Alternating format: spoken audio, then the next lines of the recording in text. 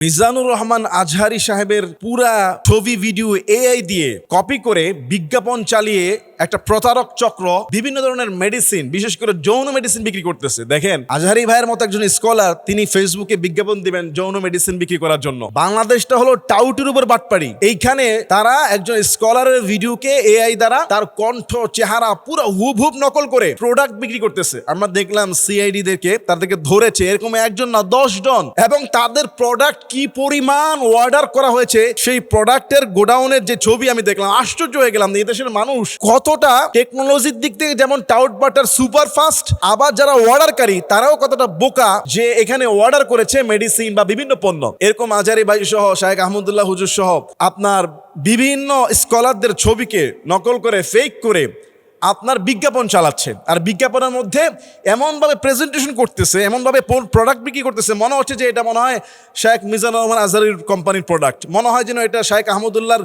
হাফিজাউল্লাহর কোম্পানির প্রোডাক্ট। অনেকে আমাকেও বলে যে হুজুর আপনার একটা বিজ্ঞাপন দেখলাম। আমি বললাম আমি বিজ্ঞাপন দিয়েছি, আমার কোনো কোম্পানি নাই, আমার কোনো প্রোডাক্ট নাই। বলে হুজুর আমরা তো দেখেছি আপনি আজিয়াল কাউসার হুজুর কোন এক বিজ্ঞাপনের। দেখেন বাংলাদেশে কতভাবে মানুষ টাউটারি করতেছে। ভাই আপনি ব্যবসা করেন, এটা হালাল, আপনি হালাল ব্যবসার মধ্যে কেন আপনি 2 নাম্বারই নিচ্ছেন? আর আমি বলবো যারা অনলাইন ক্রেতা, কাস্টমার, আপনারা বুঝে শুনে অর্ডার করবেন। এই সমস্ত ফেক অভাব নাই। রাসূল সাল্লাল্লাহু আলাইহি ওয়াসাল্লাম তিনি বলেছেন, মান গাশশা ফালাইসা মিন্নি, ধোঁকাবাজ আমার হতে পারে না।